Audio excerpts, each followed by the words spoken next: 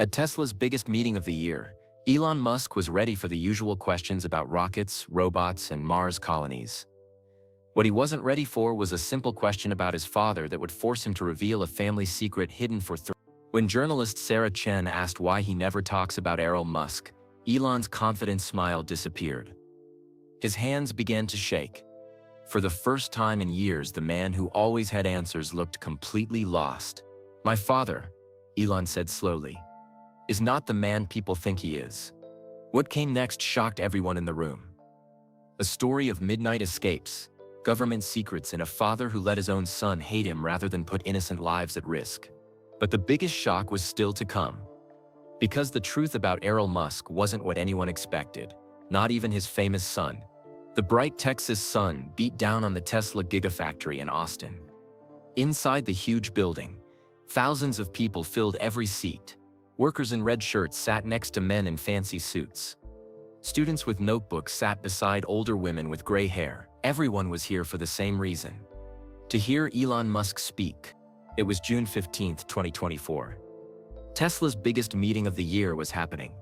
On stage, giant screens showed pictures of shiny cars and rockets reaching toward space. The crowd buzzed with excitement. Elon walked onto the stage wearing his usual black t-shirt and jeans. He looked relaxed and happy. The crowd cheered so loud that the building seemed to shake. Elon smiled his crooked smile and waved. "Hello, Austin," he called out. The cheers got even louder. For the next hour, Elon talked about amazing things. He showed videos of robots that could walk and dance. He talked about cars that could drive themselves. He drew pictures on a whiteboard about going to Mars. "In 5 years," he said, pointing to a picture of a red planet, "we will have people living on Mars. They will grow food there. They will have families there. Mars will become humanity's second home." The crowd loved every word. People took pictures with their phones. They wrote notes on paper. Some just sat with their mouths open, amazed by what they heard. Elon talked about building 1,000,000 robots. He talked about making cars that cost less than a bike. He talked about internet that could reach every person on Earth. Each idea seemed crazier and more wonderful than the last. "The future is going to be incredible," Elon said. "We are going to solve climate change. We are going to cure diseases. We are going to make life better for everyone." When he finished talking about his big plans, Elon looked out at the crowd. "Now," he said, "let's take some questions." Hands shot up all over the room. Hundreds of people wanted to ask something. A woman asked about electric truck prices. A man asked about rocket safety. A kid asked if robots would be his friends. Elon answered each question with a joke or a story. He seemed to have all the answers. Nothing could surprise him. Then, near the back of the room, a young woman with long black hair raised her hand. She wore a blue dress and carried a small notebook. Her name was Sarah Chen, and she worked for a newspaper. Elon pointed to her. "Yes, you in the blue dress." Sarah stood up. Her voice was clear and strong. "Mr. Musk," she said, "you talk a lot about your mother, May. You talk about your brother Kimball and your sister Tosca. You share stories about them all the time." The crowd nodded. Everyone knew about Elon's family. His mother was a famous model. His brother owned restaurants. His sister made movies. Sarah continued, "But you almost never talk about your father. In all your interviews, in all your speeches, you hardly mention Elon Musk at all." A strange quiet fell over the room. People looked at each other with confused faces. This was not the kind of question they expected. Sarah took a breath and asked the question that would change everything. "What was your father really like when you were growing up? What kind of man is Elon Musk?" For the first time that day, Elon stopped smiling. His face went pale. He gripped the microphone tighter. His hands, which had been moving freely as he talked, suddenly became very still. The crowd waited. 5 seconds passed. Then 10. Then 15. Elon Musk, the man who always had quick answers, seemed lost. Finally, he spoke. His voice was quieter than before. "My father," he started, then stopped. He looked down at his feet, then back up at Sarah. "That's a very good question," he said slowly, "and it's one I've avoided answering for a very long time." The room was so quiet you could hear people breathing. Even the air conditioning seemed to stop making noise. Everyone sensed something important was about to happen. Elon walked closer to the edge of the stage.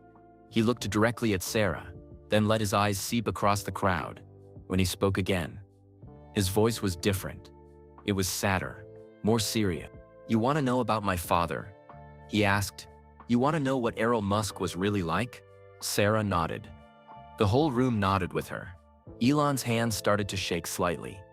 He put the microphone down for a moment and wiped his face with his sleeve. When he picked it up again, everyone could see that his eyes looked wet. "My father," Elon said, his voice cracking just a little, "is not the man people think he is. He's not even close to the man I thought he was for most of my life." He paused again. The silence in the room was so complete it felt heavy. "The truth about my father," Elon continued, "the real truth, it's a story I've never told anyone completely. Not my friends, not my wives, not even my own children." A reporter in the front row leaned forward.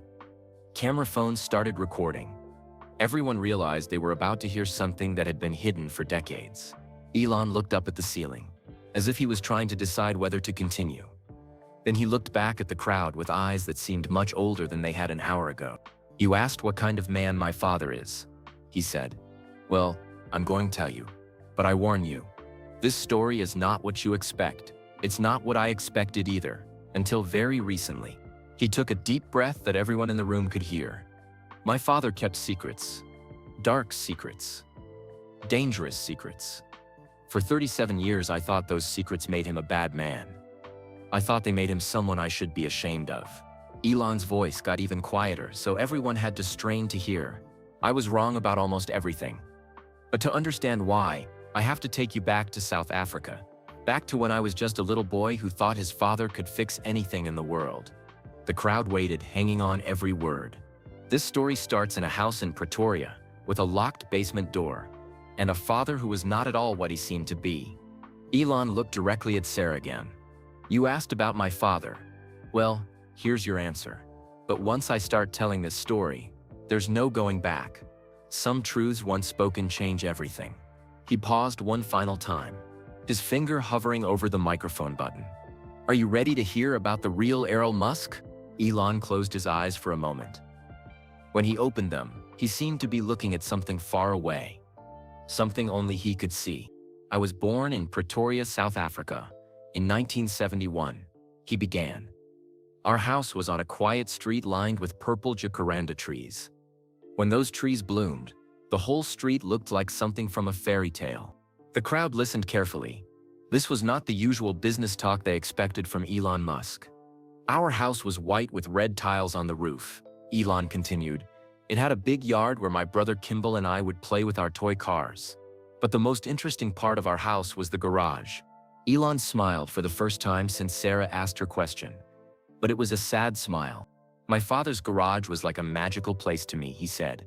"It was full of broken things, old radios that didn't work, computer parts scattered on tables, car engines taken apart into a million pieces.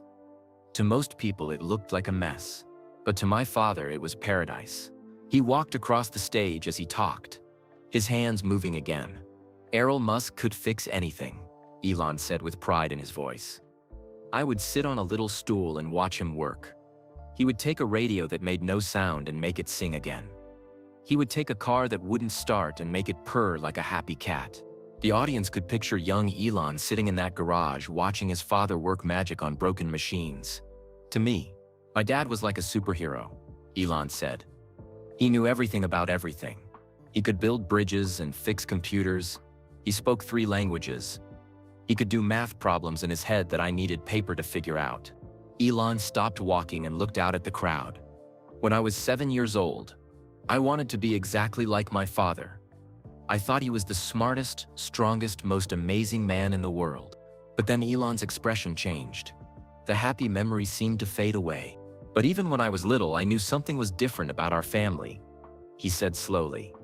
"Other kids' fathers went to normal jobs. They wore suits and carried briefcases. They came home at the same time every day." Elon shook his head. "My father was not like that. He would disappear for days without telling us where he was going. Sometimes he would leave in the middle of dinner. Sometimes he would be gone when I woke up in the morning."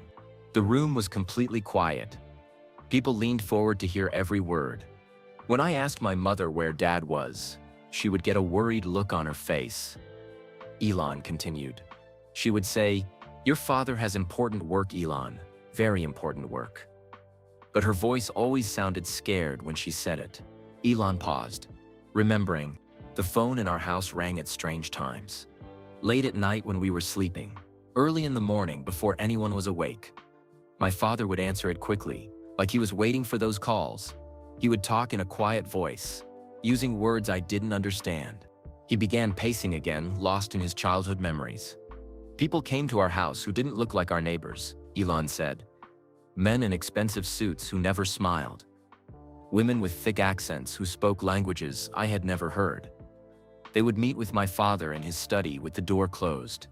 Elon looked directly at Sarah Chen, who was still standing in the back of the room.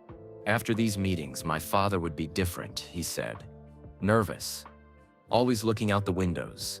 Always asking me and Kimball about our friends, our teachers, what we did at school each day. It felt like he was always watching for something, or someone. The crowd was completely absorbed in the story. No one moved, no one made a sound. Boxes arrived at our house all the time. Elon continued. Big boxes, small boxes, boxes that rattled when you shook them.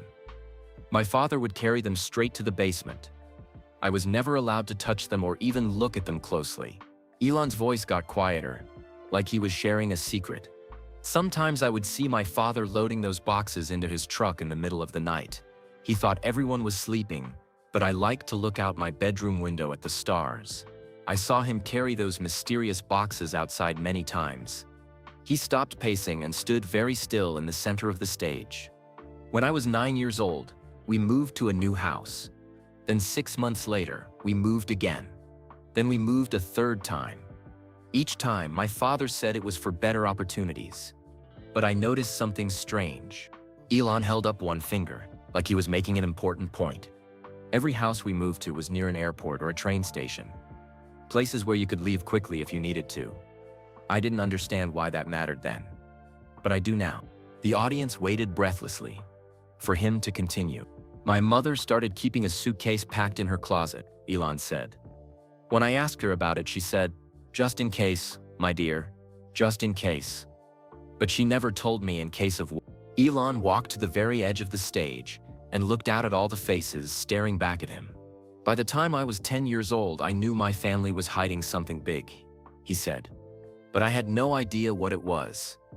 All I knew was that my father, the man I loved more than anyone in the world, was keeping secrets that made my mother cry when she thought no one was looking. He paused, letting that sink in. And then one night when I was 11 years old, I discovered what my father was hiding in our basement. What I found there changed everything I thought I knew about the man who taught me to love broken things. Elon looked up at the ceiling, then back at the crowd. But before I tell you what I found, you need to understand something. In 1982, South Africa was not like it is today. It was a dangerous place for anyone who stood up against the government. People disappeared for asking the wrong questions. Families were torn apart for having the wrong friends. His voice became very serious.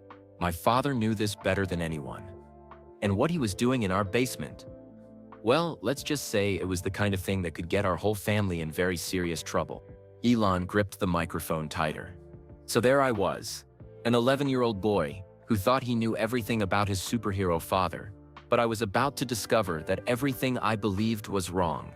Dead wrong. He looked directly at Sarah again. The night I found that basement room was the night my childhood ended. It was the night I learned that sometimes the people we love most are strangers to us. And sometimes the most dangerous secrets are hidden in the places that should be safest. The crowd held its breath, waiting. Do you want to know what I found down there in the dark? The Tesla audience was so quiet that Elon could hear his own breathing through the microphone. Every person in the huge room was waiting for his next words. It was a Tuesday night in March 1982, Elon began. I remember it exactly because my mother had made my favorite dinner, chicken and rice with yellow sauce. But my father barely ate anything. He kept checking his watch and looking toward the basement door. Elon's voice got softer, like he was telling a scary story around a campfire. After dinner, my father kissed my forehead and said, "Stay upstairs tonight, son. No matter what you hear, stay in your room." Then he disappeared down the basement stairs. The crowd could picture 11-year-old Elon lying in bed, wondering what his father was doing below. I tried to sleep, but I kept hearing strange sounds. Elon continued. Footsteps. Voices. Something that sounded like beeping. I had never heard those sounds from our basement before. Elon walked to the side of the stage, his eyes distant with memory. Finally, I couldn't stand it anymore. I crept out of my room and tiptoed down the hallway. The basement door was at the end of the hall and there was light coming from underneath it. He paused, letting the tension build. I had lived in that house for 2 years, but I had never been allowed in the basement. My father always said it was too dangerous for children. Sharp tools, he would say. Heavy equipment. But that night, the door was open just a crack. Elon mimed looking through a small opening with his hands. I got down on my knees and peeked through that crack. What I saw made no sense to me at all. The audience leaned forward as one person. The basement was not what I expected. Instead of tools and workbenches, it looked like something from a spy movie. There were maps covering the walls, big maps of South Africa with red pins stuck in different cities. There were photographs of people I didn't recognize pinned up next to the maps. Elon's hands moved as he described the scene. In the center of the room was a table with radio equipment. Not regular radios like the ones my father fixed in the garage. These were big, serious-looking machines with lots of buttons and dials and antennas. He stopped walking and faced the audience directly. And there was my father, sitting at that table talking into a microphone in a voice I had never heard before. It was cold and businesslike. Nothing like the warm voice he used when he read me bedtime stories. Elon lowered his voice to almost a whisper. He was speaking in code. I didn't understand most of the words, but I understood enough. He said, "The package will be ready for transport on Thursday." Then he said, "Make sure the route is clear. We can't afford any mistakes this time." The crowd was hanging on every word. I pressed my face closer to the crack in the door, trying to see more. That's when I saw something that made my blood turn cold. On the wall behind my father was a photograph of men in military uniforms. They were shaking hands with someone, but I couldn't see who. Elon paused, remembering the fear he felt that night. I wanted to see more, but suddenly a hand grabbed my shoulder. Hard. Several people in the audience jumped even though they knew it was just a story. "What are you doing down here?" My father's voice was sharp and angry. I had never seen him look so serious, so scary. His eyes were like ice. Elon's voice became that of a frightened child. I couldn't speak. I just stared at him with my mouth open. He pulled me away from the door and closed it quickly. Then he knelt down so his face was level with mine. Elon knelt down on the stage to show the audience exactly how it happened. "Listen to me very carefully, Elon," he said. His voice was shaking. "You must never come down here again. Do you understand? Never. And you must never tell anyone what you saw tonight. Not your mother, not your brother, not your friends, no one." Standing back up, Elon continued the story. I nodded because I was too scared to do anything else. My father looked at me for a long time like he was trying to decide something important. Then he said something that gave me nightmares for weeks. The room was so quiet it felt like everyone had stopped breathing. He said, "If anyone finds out about this room, our family will be in great danger. People could get hurt. Do you want people to get hurt because of you?" Elon shook his head sadly. Of course I didn't want anyone to get hurt. So I promised to keep the secret. But that promise felt like swallowing a rock. It sat heavy in my stomach for years. He began pacing again, his hands moving restlessly. After that night, everything changed. I couldn't look at my father the same way. When he helped me with my homework, I wondered what else those hands had done. When he tucked me into bed, I wondered what secrets he was keeping from me. Elon's voice grew more troubled. I started paying attention to things I had ignored before. I noticed that my father went to the basement every Tuesday and Friday night, always at exactly 9 o'clock. I noticed that he received phone calls in different languages. Sometimes English, sometimes Afrikaans. Sometimes languages I couldn't identify at all. The audience could feel young Elon's growing anxiety. I started keeping a diary of my father's strange behavior. I wrote down every time he left the house at odd hours, every time mysterious visitors came to our door, every time he received packages that he immediately took to the basement. Elon stopped pacing and stood very still. The more I watched, the more worried I became. My father wasn't just keeping one secret, he was keeping dozens of them. Maybe hundreds. His voice became very serious. One night, about 3 weeks after I found the basement room, I heard my parents talking in their bedroom. I wasn't trying to spy on them, but their voices were louder than usual, and sound travels in old houses. Elon looked up at the ceiling, as if he could still hear those voices. My mother was crying. She said, "It's too dangerous, Errol. What if someone finds out? What if they trace it back to us? What about the children?" The audience felt a chill at those words. My father's voice was tired and sad. He said, "We've been careful, May. No one knows. No one will ever know. But if something goes wrong," he didn't finish the sentence. But I heard what came next. Elon's voice dropped to barely above a whisper. He said, "If they find out what we've been doing, we'll have to disappear. All of us. We'll have to leave everything behind and start over somewhere far away." The silence in the Tesla Gigafactory was complete. That night, I lay in my bed staring at the ceiling, wondering what my father had done that was so terrible we might have to run away from our whole life. I wondered if he was a criminal. I wondered if he was dangerous. I wondered if the man I loved most in the world was actually someone I should be afraid of. Elon looked out at all the faces watching him.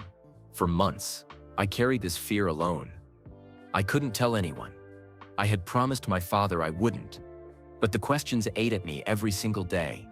What was in those packages?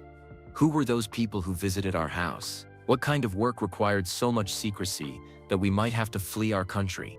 He paused, letting the weight of those questions settle over the audience. I was about to find out. And when I did, I would discover that the truth was more complicated, more dangerous, and more heartbreaking than I could have ever imagined. Elon stopped talking and looked out at the crowd. The Tesla Gigafactory was still completely silent. He could see thousands of faces staring back at him, all waiting for the next part of his story. He walked to the water bottle on the podium and took a long drink. His hands were shaking slightly. "I need to pause here for a moment," he said. "This is hard for me to talk about. For 37 years, I've kept these memories locked away. But you asked about my father, so I'm going to tell you everything." Sarah Chen, still standing in the back of the room, nodded encouragingly. She could see that Elon was struggling with these painful memories. "After that night in the basement," Elon continued, "I became a different kid. I was suspicious of everything. I watched my father like a detective watches a criminal." He began pacing across the stage again, his mind clearly back in. "School became difficult for me. When other kids talked about their fathers, I didn't know what to say. Tommy Martinez would brag that his dad built houses. Lisa Hoffman would say her father was a doctor who saved lives. When they asked about my dad, I would just say, 'He's an engineer.'" Elon's voice became sad and confused. But saying that never felt like the whole truth. "Yes, my father was an engineer. But engineers don't usually have secret basement rooms. They don't get coded phone calls in the middle of the night. They don't make their wives cry with worry." The audience could picture young Elon struggling with these impossible questions. "My father started asking me strange questions too," Elon said. "Every day when I came home from school, he would want to know exactly what happened. Not just how was school like normal parents ask. He wanted details." Elon counted on his fingers as he remembered. He would ask, "Did anyone new visit your classroom today? Did any strangers talk to you? Did anyone ask questions about our family? Did anyone follow you home?" Several parents in the audience looked uncomfortable. This was not normal parental concern. "At first, I thought he was just being protective," Elon said. "But then I realized he was scared. My father, the man who could fix anything, was afraid of something. And that terrified me more than anything else." Elon stopped pacing and faced the audience directly. "We moved houses again.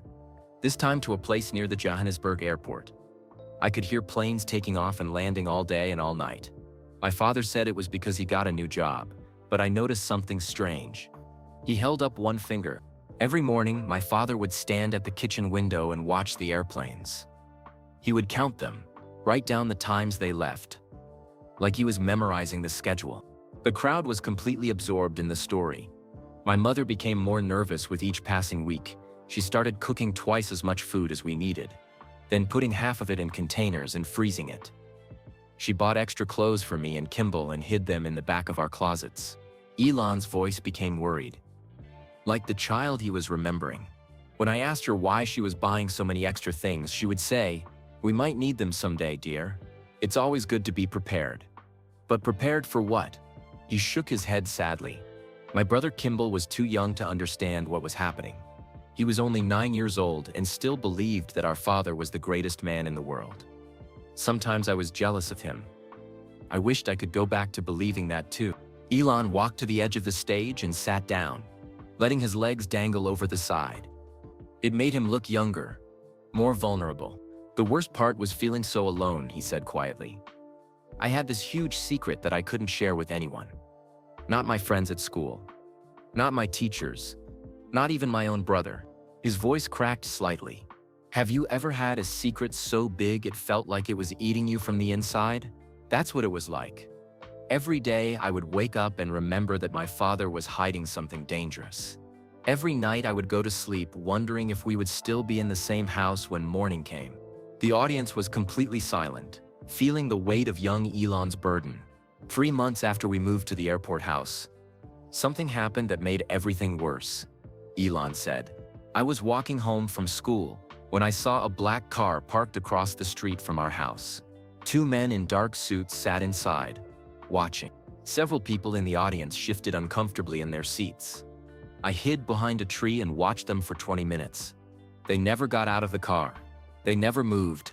They just sat there, staring at our house." Elon stood up and began pacing again. "When my father came home that evening, I told him about the men in the car. His face went completely white. He grabbed me by the shoulders and asked, 'Did they see you? Did they follow you home?' The fear in Elon's voice was still real, even after all these years. I told him I had hidden behind the tree. He seemed relieved, but also more worried than I had ever seen him. He went to the window and looked out at the street for a long time. The car was gone, but I could tell he was still thinking about it." Elon paused, letting the tension build. "That night I heard my parents talking again. My mother was crying harder than before. She said, 'They're watching us, Arrow. They know.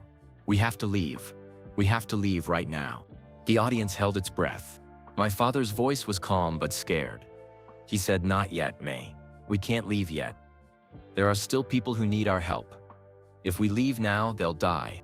Those words hung in the air like a bomb that hadn't exploded yet. "People who need our help?" Elon repeated. "What people? Help with what? And why would they die if we left?" He looked out at the crowd with the same confusion he had felt as a child. I lay awake all night thinking about those words. My father wasn't just hiding something. He was helping people.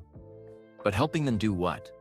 And why was it so dangerous that men in black cars were watching our house?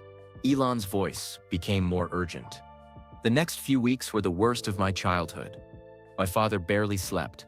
My mother jumped every time the phone rang. Kimball asked why everyone looked so scared, but no one would tell him. He stopped pacing and stood very still. And then, on a Thursday morning in July 1982, everything exploded. I woke up to my mother shaking me roughly and saying words that still give me chills. 'Get up, Elon. We're leaving, right now. We may never come back.'" The Tesla audience was completely silent, waiting. What happened that morning changed our family forever. And it's when I finally learned what my father had been hiding in that basement. The truth was more shocking than anything my 11-year-old mind could have imagined. Elon looked directly at Sarah Chen again. "You want to know about my father? Well, here's where the real story begins." Elon took a deep breath and looked up at the ceiling of the Tesla Gigafactory. When he looked back down, his eyes seemed to be seeing something from long ago. "July 21st, 1982, he said slowly. "I remember the exact date because it was the day my childhood ended forever." The audience waited, completely silent. I woke up at 3 in the morning because someone was shaking my bed. It was my mother, and she was crying. "Get dressed quickly," she whispered. "Pack only what you can carry. We have to leave right now." Elon's voice became that of a confused, frightened child. I asked her what was happening, but she just kept saying, "Hurry, Elon, please hurry." I could hear my father downstairs moving furniture around, heavy things being dragged across the floor.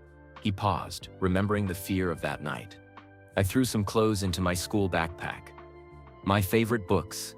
A picture of our family from happier times. Kimball was in the hallway, rubbing his eyes and asking why everyone was awake. Elon walked across the stage as he remembered walking through his house that last time.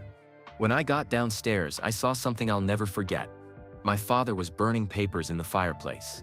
Boxes and boxes of papers. The whole house smelled like smoke.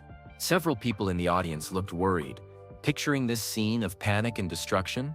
There were suitcases by the front door. Not many, just 3 small ones for a family of 4. My mother kept looking out the windows, watching for something. Her hands were shaking. Elon's voice became more urgent, matching the panic of that night. My father saw me watching him burn the papers. He stopped and came over to me. His face was covered in soot and his eyes were red from the smoke. Or maybe from crying. He knelt down on the stage again, showing how his father had knelt to talk to him. "Son," he said, "we have to go away for a while. Maybe a long while. I can't explain everything now, but someday I will. I promise." Standing back up, Elon continued. I asked him if we were in trouble, if we had done something wrong. He looked at me for a long time before answering. Elon's voice became very quiet. He said, "We're not in trouble for doing something wrong, Elon. We're in trouble for doing something right. Sometimes doing the right thing is the most dangerous thing of all." The audience felt chills at those words. I didn't understand what he meant. How could doing the right thing be dangerous? But there was no time to ask more questions. My father grabbed the last box of papers and threw them into the fire. Elon mimed throwing something into flames. Then he did something that confused me even more. He went to a loose board in the kitchen floor, a board I had never noticed before. He pulled it up and reached inside. The crowd leaned forward, fascinated. He pulled out a metal box. It was small but heavy. He put it in his jacket pocket and looked around the kitchen one last time. Then he said something that made my blood turn cold. Elon paused for dramatic effect. He said, "If anyone ever asks you about tonight, you don't remember anything. We left because I got a job in another country. That's all. Do you understand?" The audience could feel young Elon's confusion and fear. We drove to the airport in complete darkness. No headlights. My father knew every street in Pretoria, even in the dark. We took back roads I had never seen before. Elon began pacing again, his hands moving restlessly. At the airport, something very strange happened. We didn't go to the normal passenger area. Instead, my father drove to a part of the airport I had never seen. There were no signs, no people, just empty buildings and dark runways. He stopped pacing and faced the audience. A man was waiting for us there. He was tall and thin, with gray hair and kind eyes. He spoke to my father in Afrikaans, but I understood some of it. He said, "You're cutting it close, Errol. They'll be here within the hour." The tension in the room was thick enough to cut. My father handed the man that metal box from his pocket. The man opened it and looked inside. I couldn't see what was in it, but whatever it was made the man's face go very serious. Elon's voice became worried. The man said, "This is enough to put all of you in prison for the rest of your lives, or worse." Then he looked at me and Kimball and his expression softened. "But it's also enough to save dozens of innocent people." Several audience members gasped quietly. My father knelt down between me and Kimball. He put his hands on our shoulders and looked us both in the eyes. "Boys," he said, "someday you'll understand why we had to leave tonight. Until then, I need you to trust me. Can you do that?" Elon's voice cracked with emotion. Of course we said yes. He was our father. But I could see tears in his eyes, and that scared me more than anything else that had happened. He walked to the water bottle again and took another drink. The man led us to a small airplane. Not a big passenger plane, but a tiny one that looked like it might fall apart. My mother was terrified of flying, but she got on without complaining. Elon looked up, as if he could still see that airplane. As we took off, I pressed my face against the window and watched South Africa disappear below us. The lights of Pretoria got smaller and smaller until they looked like stars. His voice became very sad. I didn't know it then, but I would never see my homeland again. That night, we weren't just leaving South Africa. We were leaving everything we had ever known. Our friends, our school, our whole life. The audience felt the weight of that loss. During the flight, I asked my father where we were going. He said Canada. We're going to start a new life in Canada. When I asked why, he just said, because it's safe there. Elon paused, letting that sink in. But I had to ask the question that had been burning inside me for months. Dad, I said, what were you really doing in the basement? What was so dangerous that we had to run away in the middle of the night? The crowd held its breath, waiting for the answer. My father looked out the airplane window for a long time. Then he looked back at me with the saddest expression I had ever seen on his face. Elon's voice became very quiet. He said I was trying to help people who couldn't help themselves. Son, people who were being hurt by very bad men. But the bad men found out what I was doing. And now they want to hurt us too. The audience was completely absorbed. I asked him what kind of people he was helping. He was quiet for so long I thought he wasn't going to answer. Finally, he said something that changed everything I thought I knew about my father. Elon looked directly at Sarah Chen. He said, I was helping families escape. Elon, families just like ours. Families who would die if they stayed in South Africa. The basement wasn't a place for doing bad things. It was a place for saving lives. The crowd was stunned into silence. But then he said something that confused me all over again. He said, but I can never tell anyone the whole truth. Not even you. Because if the wrong people find out, more families will die. Good people will die because of my mistakes. Elon's voice became filled with the frustration of a child who couldn't understand the adult world. So there I was, 11 years old, flying away from everything I had ever known, finally learning that my father was trying to help people. But I still didn't understand who these people were, or why helping them was so dangerous, or why we had to keep it secret forever. He looked out at the audience with eyes that still held some of that childhood confusion. It would be 37 years before I learned the whole truth. 37 years before I understood what my father really did in that basement, and why it made him a hero instead of the villain I sometimes thought he was. Elon's voice became very serious. But that night, flying away from South Africa, all I knew was that my father had secrets that could get people killed. And somehow, we had become part of those secrets whether we wanted to or not. Elon stopped talking and walked to the very center of the Tesla stage. He looked tired, like telling this story was taking all of his energy. We landed in Toronto, Canada, on July 22nd, 1982. He said quietly, it was early morning, and everything looked gray and cold. So different from the warm, bright colors of South Africa. The audience could picture the family stepping off that small plane into a completely foreign world. My father had arranged for us to stay with a family he knew. The Johnsons lived in a small house on a quiet street. They had been expecting us, but they asked no questions about why we were there. Elon began walking slowly across the stage. Mrs. Johnson was a kind woman with red hair and freckles. She made us pancakes for breakfast and gave me and Kimball warm jackets.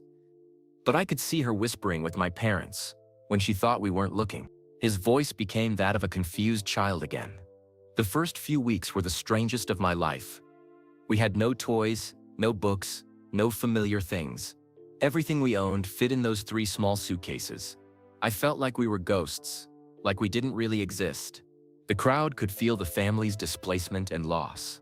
My father changed his name slightly. Instead of Elon Musk, he became Eric Musk. He told people he was from Zimbabwe, not South Africa.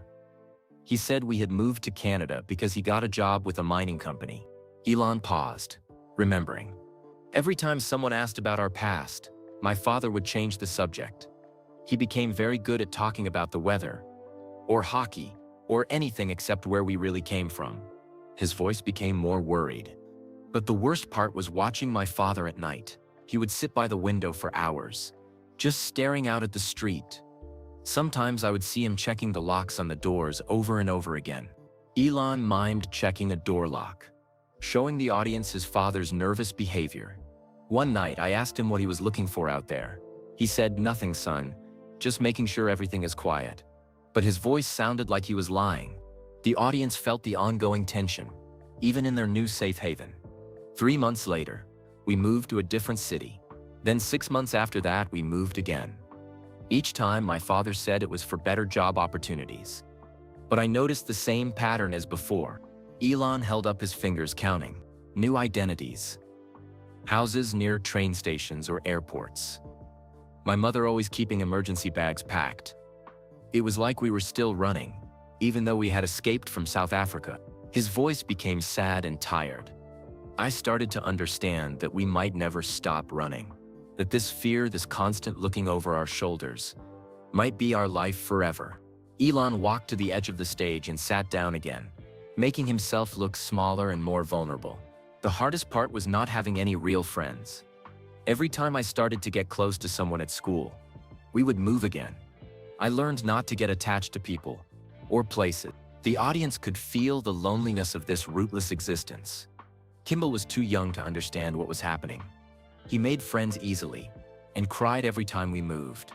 But I had become suspicious of everyone. I wondered if new people who talked to us were really just being friendly, or if they were asking too many questions. Elon's voice became more mature, showing how these experiences had aged him. When I was 13, I finally asked my mother directly what we were running from. She sat down beside me and took my hands in hers. He paused, remembering that important conversation. She said, "Your father helped people escape from very bad situations in South Africa. The people who wanted to hurt those families are now looking for us. We have to be careful until we're sure they've given up." The crowd leaned forward, finally getting some clear answers. I asked her how long that would take. She looked so sad when she said, "I don't know, Elon. Maybe years, maybe forever." Elon stood up and began pacing again. That's when I realized something terrible. My father hadn't just saved other families. He had sacrificed our family to do it. We were paying the price for his heroism. His voice became bitter, showing the resentment he had felt as a teenager. I started to resent him for it. Why couldn't he have just minded his own business? Why did he have to be the one to help those people? Why did our family have to suffer so that strangers could be free? The audience could understand a teenager's anger, even if they knew the father was trying to do good. By the time I was 15, we had moved 7 times in 3 years. 7 different schools. 7 times saying goodbye to teachers who were starting to know me. 7 times leaving behind kids who might have become real friends. Elon's voice cracked with old pain. I became angry and quiet. I spent most of my time reading books and learning about computers. Machines made more sense to me than people. Machines didn't ask questions about your past. They didn't care if you moved away suddenly. He looked out at the audience with eyes that remembered that teenage pain. My father tried to connect with me, but I pushed him away. When he offered to teach me about engineering, I said I would learn on my own. When he wanted to play catch in the yard, I stayed in my room with my books. The crowd felt the growing distance between father and son. One day when I was 16, my father came to my room and sat on my bed. He looked older than I remembered, with gray streaks in his hair and deep lines around his eyes.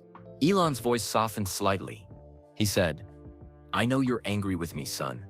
I know you think I ruined our lives. Maybe I did, but I need you to know that every family we helped had children just like you and Kimball." The audience was completely silent. He told me about a little girl named Aisha, who was the same age as me. Her parents were going to be arrested for speaking out against the government. If they had stayed in South Africa, she would have grown up in an orphanage, never knowing what happened to her mother and father. Elon paused, letting that sink in. He said, "We helped Avisha's family escape to England. Now she's safe. She goes to school. She has a future. Yes, we had to sacrifice our old life to save hers. But wouldn't you want someone to do the same for you if you were in danger?" The crowd felt the weight of that moral question. I wanted to stay angry at him, but his words made me think. What would I have wanted someone to do if our family had been the one in danger? Would I have wanted people to help us, even if it was risky for them? Elon's voice became conflicted, showing his teenage struggle to understand right and wrong. But I was still just a kid who missed his home and his friends. I said, "Why did it have to be you, Dad? Why couldn't someone else have helped him?" He looked up at the ceiling, remembering his father's response. My father was quiet for a long time. Then he said something I'll never forget. "Because I could help, son. I had the resources, the connections, the knowledge. When you can help save innocent lives and you choose not to, What does that make you? The audience felt the moral complexity of the situation. That night, I lay awake thinking about what he had said. My father wasn't a villain who had destroyed our family. He was a man who couldn't ignore suffering when he had the power to stop it. Elon's voice became more understanding, but still conflicted. But understanding why he did it didn't make our life any easier. We were still strangers in a strange land. We were still looking over our shoulders. We were still paying the price for his choices. He looked directly at Sarah Chen again. It would be 20 more years before I fully understood what my father had really done. 20 more years before I learned that the story he told me about helping families escape was only part of the truth. Elon's voice became mysterious again. The whole truth was bigger, more dangerous, and more heroic than anything I could have imagined as a teenager. But it was also a truth that would change everything I thought I knew about courage, sacrifice, and what it really means to do the right thing. Elon walked back to the center of the Tesla stage and took a deep breath. The audience had been listening to his story for over an hour, but no one looked tired or restless. They were completely absorbed. "Let me jump ahead 20 years," he said. "It's 2002. I had just sold PayPal and had more money than I had ever dreamed of. I was thinking about starting SpaceX and Tesla. The future looked bright." His voice became more mature, showing the successful businessman he had become. But I still had questions about my father that I couldn't let go. All those years in Canada and then America, he had remained mysterious about his past. Whenever I brought up South Africa, he would change the subject or get very quiet. Elon began pacing again, his hands moving restlessly. By then, I was old enough and successful enough to do my own research. I started reading about apartheid South Africa. I learned about the terrible things that happened to black families during that time. The forced removals, the imprisoned leaders, the families torn apart. The audience could see Elon's adult curiosity driving him to seek answers. I found government documents that had been released years later. Records of intelligence operations. Lists of people who had been arrested or who had disappeared. And slowly, I started to piece together what South Africa was really like when we lived there. His voice became more serious. The more I learned, the more I understood why my father might have wanted to help people escape. But I still didn't know exactly what he had done or how dangerous it really was. Elon stopped pacing and faced the audience directly. So I decided to confront him. I was 31 years old. I had built successful companies. I was ready to hear the whole truth about my childhood. The crowd leaned forward, knowing this conversation would be important. I flew to see my father during Christmas 2002. He was living alone in a small apartment in Pretoria. He had moved back to South Africa after things became safer, but he still seemed nervous about visitors. Elon's voice became more emotional. When I knocked on his door, he looked surprised to see me. We hadn't talked much in the past few years. Our relationship had never fully healed from all those years of running and hiding. He paused, remembering that difficult reunion. We sat in his living room drinking tea. He asked about my businesses and my plans for the future. Normal father-son conversation. But I hadn't flown halfway around the world for small talk. Elon's voice became determined. Finally, I said, "Dad, I need to know what really happened when I was a kid. I've been reading about apartheid. I understand now why you might have wanted to help people. But I need to know exactly what you did." The audience was completely silent, waiting to hear what Errol would say. My father's face went very pale. He set down his teacup and stared at me for a long time. I could see him deciding whether or not to tell me the truth. Elon walked closer to the edge of the stage. He said, "Elon, some secrets are meant to stay buried. Not because they're shameful, but because they're still dangerous." Several people in the audience shifted in their seats, feeling the tension. I told him I wasn't a child anymore. I said I deserved to know why our family had to run away in the middle of the night, why we spent years looking over our shoulders, why he destroyed our normal life. Elon's voice became frustrated, showing the adult anger he still carried. My father stood up and walked to the window. He looked out at the street the same way he used to when I was little. Always watching, always worried. The crowd could picture this tense scene between father and son. Finally, he turned back to me and said, "You want to know what I did? I saved people, Elon. Hundreds of people. Families with children just like you. But I can't tell you how I did it because there are still people alive who could be hurt if the wrong person learned the truth. Elon's voice became confused and frustrated. I said, "That's not good enough, Dad. I'm not asking you to put anyone in danger. I just want to understand my own childhood. I want to know why my family paid such a high price." He paused, remembering his father's response. My father looked at me with the saddest eyes I had ever seen. He said, "The price we paid was nothing compared to the price those families would have paid if we hadn't helped them." Nothing. The audience felt the weight of that statement. But then he said something that made me even more frustrated. He said, "I made an agreement, son. An agreement that protects all of us, even now. I can never break that agreement, no matter how much you want to know." Elon's voice became angry. An agreement with who? The South African government? The people he helped? I demanded to know, but he just shook his head. He began pacing again, showing his agitation. We argued for hours. I accused him of being selfish and secretive. I said he had ruined my childhood for his own ego. I said maybe he wasn't the hero he thought he was. Elon's voice cracked with emotion. My father just stood there and took it. He didn't defend himself. He didn't get angry back. He just listened to me say terrible things about him. The crowd could feel the pain of this family confrontation. When I was done yelling, he said very quietly, "I understand why you're angry, Elon. I've been angry at myself for 20 years. But I can't change what I did. And I can't tell you what you want to know. Some burdens have to be carried alone." Elon stopped pacing and looked up at the ceiling. I left his apartment that day feeling more frustrated than when I arrived. I had flown thousands of miles to get answers, and all I got were more mysteries. His voice became bitter. For the next 15 years, we barely spoke. I built SpaceX and Tesla and became famous around the world, but I still carried this resentment toward my father. I still felt like he had chosen strangers over his own family. The audience could understand both perspectives, the son's need for answers and the father's need to keep dangerous secrets. Sometimes journalists would ask me about my father. I would give short, polite answers. He's an engineer. We don't talk much. I never told anyone about our real history. Elon's voice became regretful. I think part of me was ashamed of him.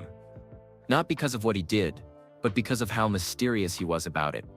I wanted a father I could brag about, not one I had to make excuses for. He looked out at the crowd with honest vulnerability.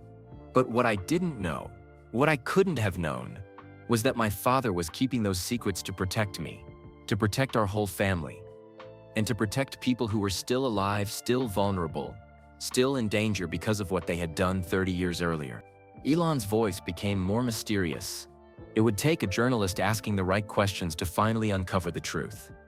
A truth that would make me realize my father wasn't the selfish, secretive man I thought he was. He looked directly at Sarah Chen in the back of the room. He was actually the most selfless, courageous person I had ever known. And he had been protecting me from that truth my entire life. Elon stopped talking and looked directly at Sarah Chen, who was still standing in the back of the Tesla Gigafactory. Everyone in the audience turned to look at her too. "Sarah," he said, his voice filled with gratitude, "you changed everything. Your question today wasn't the first time you asked me about my father, was it?" Sarah shook her head and smiled. The crowd was confused but curious. 6 months ago, Elon continued, Sarah called me after reading an interview I did. She said she was working on a story about families who escaped South Africa during apartheid. She asked if I knew anything about underground networks that helped people flee the country. He walked towards Sarah's section of the audience. I told her the same thing I told everyone else. My father was an engineer. We moved to Canada for better opportunities. End of story. Elon's voice became more animated. But Sarah is a very good journalist. She doesn't give up easily. She kept calling me, asking different questions. Finally, she said something that got my attention. The crowd waited to hear what that was. She said, "Mr. Musk, I've been researching families who disappeared from South Africa in 1982. The Musk family left very suddenly in July of that year. No forwarding address. No goodbye parties. You just vanished." Several people in the audience looked impressed by Sarah's detective work. That's when I realized someone was finally asking the right questions. Someone who might be able to find the answers my father wouldn't give me. Elon gestured towards Sarah with respect. I agreed to meet with Sarah, but I told her I didn't know much. I shared some of the story I've told you today. The mysterious basement, the coded phone calls, the midnight escape to Canada. His voice became excited. Sarah listened to everything and then said something that surprised me. She said, "Mr. Musk, I don't think your father was working for the apartheid government. I think he was working against it." A murmur went through the crowd. This was a different theory than anyone expected. I told Sarah she was wrong. I said if my father was fighting against apartheid, why would he have kept it secret? Fighting apartheid was the right thing to do. Why would he be ashamed of that? Elon began pacing again, remembering that conversation. Sarah said, "Maybe he's not ashamed. Maybe he's protecting people. People who could still get hurt if their names were revealed." The audience was completely absorbed in this detective story. She asked if she could investigate our family's history. She wanted to talk to people who knew us in South Africa. She wanted to look at government records and newspaper archives. Elon stopped pacing and faced the crowd. I said yes. After 37 years of questions, I was finally ready to learn the truth, whatever it was. His voice became more serious. For 3 months, Sarah worked like a detective. She traveled to South Africa and talked to our old neighbors. She found government documents that had been declassified. She interviewed historians who studied the anti-apartheid movement.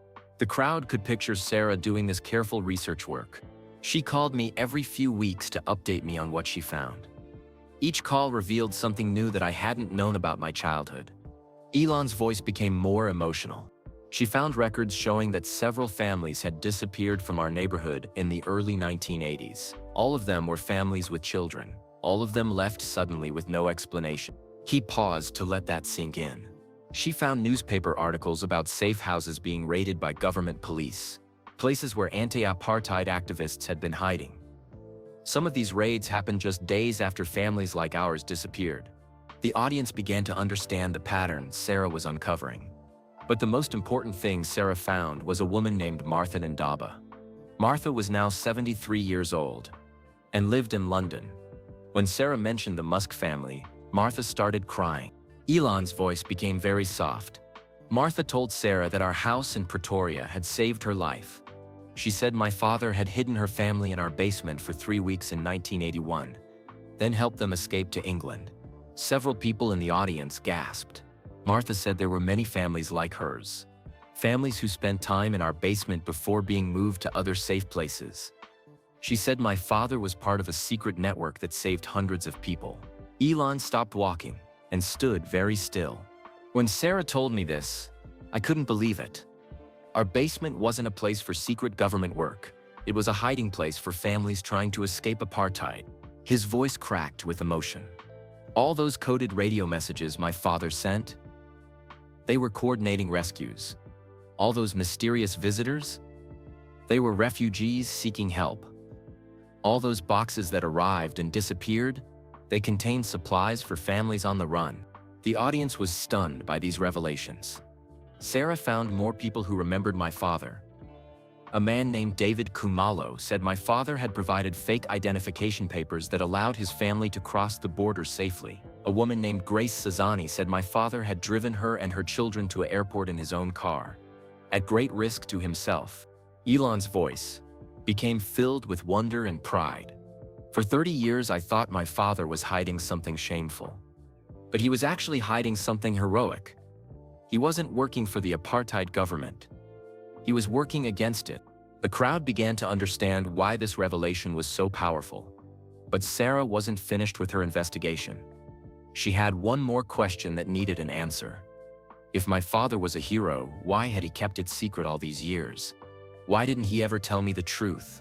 Elon looked out at the audience with anticipation. That's when Sarah found the document that explained everything. A document that showed why my father had stayed silent for 37 years, even when it meant his own son thought the worst of him. His voice became very serious. What Sarah discovered changed not just how I saw my father, but how I understood the meaning of true sacrifice. My father hadn't just risked his life to save others, he had sacrificed his reputation and his relationship with his children to keep them safe. Elon looked directly at Sarah again. Sarah, would you like to tell everyone what you found in that government archive? The document that finally revealed why my father could never tell his story. Sarah nodded and began walking toward the stage. The truth, Elon said as she approached, is more incredible than any of us imagined. Sarah Chen walked onto the Tesla stage, carrying a small folder. The entire audience watched her every step. She looked nervous but determined. "Thank you, Elon," she said into the microphone he handed her. Her voice was clear and strong. "What I found in the South African National Archives changed everything I thought I knew about heroism and sacrifice." She opened her folder and pulled out a single sheet of paper. "This document was classified for 35 years, Sarah said, holding it up. "It was only released to the public in 2007. But it explains everything about why Elon Musk could never tell his story." The crowd leaned forward, desperate to hear what was on that paper. This is a government memo dated August 15, 1982, 3 weeks after the Musk family escaped to Canada. It's titled Operation Safe Harbor, Security Breach and Response Protocol. Sarah's voice became more serious. The memo reveals that the South African security police had discovered the underground network that Elon Musk was part of. They called it Operation Safe Harbor, a secret organization that had helped over 200 families escape from apartheid. Several people in the audience gasped. But here's the shocking part. Sarah continued. The government didn't arrest everyone in the network immediately. Instead, they made a deal. She looked out at the crowd, making sure everyone was paying attention. The deal was simple, but terrible. The government would allow the escaped families to remain free in other countries. They would not pursue them or try to bring them back to South Africa. Sarah paused, building suspense. But in exchange, everyone who had been part of Operation Safe Harbor had to agree to never speak about it publicly. Ever. If anyone broke this silence, the government would hunt down every family they had helped and bring them back to face punishment. The audience was stunned into complete silence. 200 families, Sarah repeated. 200 families with children, parents, grandparents. All of them would be arrested and imprisoned if anyone from Operation Safe Harbor ever told their story. Elon took the microphone back, his voice filled with emotion. "Do you understand what this means?" he asked the crowd. "My father wasn't keeping quiet because he was ashamed. He was keeping quiet because talking would get innocent people killed." The weight of this revelation settled over the audience like a heavy blanket. "For 37 years, Elon continued, my father carried the burden of being seen as a difficult, secretive man, rather than risk the lives of the people he had saved." Sarah nodded and added, "The memo also reveals that 3 members of Operation Safe Harbor did try to speak publicly in the 1990s. Within 6 months, 17 families they had helped were tracked down and arrested." The crowd felt chills at this information. "So Elon Musk made a choice," Elon said, his voice cracking slightly. "He chose to let his own son think he was selfish and mysterious rather than put 200 families at risk." He walked across the stage, processing this information aloud. "All those years I resented him for not telling me the truth. All those years I thought he cared more about strangers than his own family. But actually he was protecting those strangers by sacrificing his relationship with his family." The audience could feel Elon's guilt and amazement. Sarah found more documents that showed just how extensive Operation Safe Harbor really was. He continued. "It wasn't just my father. There were doctors, teachers, truck drivers, and business owners all working together." Sarah took the microphone again. The network had safe houses in 12 different cities. They had people at airports, train stations, and border crossings. They had forged documents, secret radio codes, and emergency evacuation plans. She pulled out another paper from her folder. This document shows that Elon Musk was what they called a primary coordinator. He was responsible for managing one of the most important safe houses in the network. His house. Elon shook his head in wonder. "The basement I was so curious about wasn't just hiding one family at a time. Sometimes there were 15 or 20 people down there, waiting for their chance to escape to freedom." The crowd tried to imagine 20 people hiding in a family's basement. Sarah found records showing that on the night we escaped to Canada, government agents raided 5 other safe houses. They arrested 12 people who hadn't gotten away in time. His voice became very quiet. "If we had stayed one more day, those agents would have come to our house too. They would have found whoever was hiding in our basement. Those people would have been arrested, maybe killed." Sarah added, "The timing of your family's escape wasn't just about protecting yourselves. It was about protecting the families who were depending on your father's house for safety." The audience was beginning to understand the full scope of what Errol had been involved in. But the most incredible part, Elon said, is what happened after we left. Sarah found evidence that Operation Safe Harbor continued operating for 3 more years, even after we were gone. He looked amazed by this discovery. Other families took over the work. Other basements became safe houses. Other people risked everything to keep the network alive. My father had helped build something that was bigger than just him. Sarah nodded. By the time Operation Safe Harbor was finally shut down in 1985, they had saved over 400 families. That's more than 1,200 individual people who escaped apartheid because of this network. The numbers were staggering to contemplate. And every single one of those people stayed safe, because people like Elon Musk kept the secret, she continued, even when keeping that secret cost them their relationships with their own children. Elon took the microphone back, his voice full of emotion. I spent 30 years thinking my father was hiding something shameful. But he was actually hiding the most beautiful thing I've ever heard of. A secret that saved over 1,000 lives. He paused, looking out at the audience. And he kept that secret even when it meant his own son would think he was a bad person. He let me resent him, argue with him, and push him away rather than risk the safety of the people he had sworn to protect. The crowd was completely silent, absorbing the magnitude of this sacrifice. The agreement my father made with the South African government is still technically in effect, Sarah added. Even now, talking about specific details could put elderly people at risk. Elon nodded. That's why Sarah and I have been very careful about what we reveal today. We're not naming specific families or locations. We're not sharing operational details that could still be dangerous. His voice became stronger and more determined. But we are sharing this story because the world needs to know that there were heroes working in the shadows during apartheid. Ordinary people who risked everything to save their neighbors. He looked directly at the camera that was recording the meeting. My father, Elon Musk, was one of those heroes. And I'm sorry it took me 37 years to understand that. Elon took the microphone back from Sarah and walked to the center of the stage. His eyes were red, and his voice was shaky with emotion.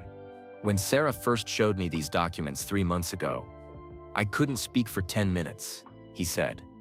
I just sat in my office, staring at that government memo, realizing how wrong I had been about everything. The Tesla audience was completely silent, hanging on every word. I had spent my entire adult life thinking my father was selfish and secretive, but he was actually the most selfless person I had ever known. He had sacrificed his relationship with his children to protect the people he had saved. Elon's hands were shaking as he held the microphone. The first thing I did after Sarah left my office was call my father. But when I picked up the phone, I didn't know what to say. How do you apologize for 30 years of being wrong about someone? He paused, remembering that difficult moment. I dialed his number 3 times and hung up before it could ring. I was scared. Scared that I had hurt him too badly. Scared that it was too late to fix what I had broken between us. The crowd could feel Elon's vulnerability and regret. Finally, on the 4th try, I let the phone ring. My father answered on the 2nd ring, like he always does. His voice sounded surprised. We hadn't talked in almost 6 months. Elon began pacing across the stage as he remembered the conversation. I said, Dad, I need to talk to you about something very important. He probably thought I was calling about business or money. We had never had deep conversations about our past. His voice became more emotional. I said, Dad, I know about Operation Safe Harbor. There was complete silence on the other end of the phone. Complete silence for what felt like forever. The audience waited breathlessly to hear what happened next. Finally, my father said, How do you know that name? His voice was different, scared, like he was afraid I had put someone in danger by learning about it. Elon stopped pacing and faced the audience. I told him about Sarah's investigation, about the documents she found, about the families who remembered him. With each thing I mentioned, I could hear him breathing harder on the other end of the phone. His voice became softer. When I finished explaining what I knew, my father was quiet for a long time. Then I heard something that broke my heart. He was crying. Several people in the audience had tears in their eyes too. He said, Elon, I'm so sorry. I'm so sorry you had to grow up not understanding. I wanted to tell you 1,000 times, but I couldn't risk it. I couldn't risk their lives. Elon's voice cracked with emotion. For the first time in my life, I heard my father apologize. Not for what he did to save those families, but for what keeping that secret had cost our relationship. He walked to the edge of the stage, closer to the audience. I said, "Dad, you don't need to apologize. I need to apologize. I spent 30 years thinking you were a bad father when you were actually a hero. I resented you for sacrificing our family, but you were protecting 200 other families." The silence in the room was complete. My father said something I'll never forget. He said, "Son, you were never the one who needed to understand. You were just a child caught up in adult problems. I should have found a way to help you through it without breaking my promise to keep those people safe." Elon wiped his eyes with his sleeve. That's when I realized something incredible about my father. Even after 30 years of me being angry at him, even after me pushing him away and barely speaking to him, he was still more worried about my feelings than his own. The crowd felt the depth of this father's love and sacrifice. I asked him if we could meet in person. I said I wanted to hear the whole story from him, not just from documents and interviews. I wanted to understand what it was like to carry such a huge secret for so many years. Elon's voice became more hopeful. He said yes immediately, like he had been waiting for this conversation his whole life. He said, "I'll tell you everything, Elon. Everything I'm allowed to tell you. It's time." The audience could feel the importance of this upcoming reunion. We agreed to meet at a quiet restaurant in Austin the following week. I was nervous for days before the meeting. What do you say to a father you've misunderstood your entire life? Elon looked out at all the faces watching him. But I was also excited. For the first time since I was 11 years old, I was going to have an honest conversation with my father. No secrets, no mysteries, just the truth. He paused, building suspense. The night before our meeting, I couldn't sleep. I kept thinking about that little boy who had peeked through the basement door in 1982. That boy had seen his father as a mysterious, possibly dangerous man. His voice became wonder-filled. But now I knew the truth. That boy had been watching his father coordinate the rescue of innocent families. Those coded radio messages were saving lives. Those mysterious visitors were people seeking freedom. That basement was a beacon of hope in a very dark time. Elon walked back to the center of the stage. When I arrived at the restaurant the next day, I saw my father sitting at a corner table. He looked older than I remembered, with more gray hair and deeper lines around his eyes. But when he saw me walking toward him, he smiled the biggest smile I had seen from him in decades. The crowd could picture this emotional reunion. We hugged for the first time in years. A real hug. Not the quick, polite hugs we had given each other at holidays. This was the hug of a father and son who had found each other again after being lost for 30 years. Several people in the audience were wiping tears from their eyes. We sat down at that table and talked for 6 hours. 6 hours of my father telling me stories I had never heard. Stories about the families he had helped. Stories about the other heroes who worked with him. Stories about the close calls and dangerous moments I never knew about. Elon's voice became filled with admiration. But the most amazing thing was watching my father's face as he told these stories. For the first time in my life, I saw him without the weight of secrets on his shoulders. He looked younger, happier, free. He paused, letting the audience absorb this transformation. That conversation didn't just heal our relationship. It changed how I see courage, sacrifice, and what it means to do the right thing even when it costs you everything. Elon looked directly at the camera recording the event. My father taught me that sometimes being a hero means no one can ever know you're a hero. Sometimes protecting people means letting your own family think you're the villain. His voice became strong and clear. Elon Musk is the bravest person I know, and I'm proud to be his son. Elon stood quietly on the Tesla stage for a moment, letting his words sink in. The audience was completely silent. Many people were wiping tears from their eyes. That restaurant conversation with my father changed everything, he continued. But it also made me realize how heavy the burden of being a hero can be. He walked slowly across the stage, his voice thoughtful and sad. My father told me about the nightmares he still has. Dreams about families being caught because he made a mistake. Dreams about children crying because their parents were arrested. These dreams have haunted him for 40 years. The crowd could feel the weight of such responsibility. He told me about Maria Santos, a 7-year-old girl whose family he helped escape in 1981. She would be 49 years old now. He still wonders if she's safe, if she had children of her own, if she remembers the man who helped her family reach freedom. Elon's voice became more emotional. He told me about James Mbeki, a teacher who spent 2 weeks in our basement waiting for safe passage to Botswana. James had 3 young sons. My father still keeps a faded photograph of that family in his wallet. He paused, letting the audience picture these personal connections. But the hardest story he told me was about a family they couldn't save. The Zulu family was supposed to come to our house in July 1982, the same week we had to flee. Because we left so suddenly, there was no safe house available for them. The room became even quieter, sensing tragedy. The Zulu family was caught at a roadblock 2 days later. The parents were imprisoned. The children were sent to an orphanage. My father has carried guilt about that family for 37 years. Elon stopped walking and faced the audience directly. I asked him, "Dad, how do you live with that kind of responsibility? How do you carry the weight of so many lives on your shoulders?"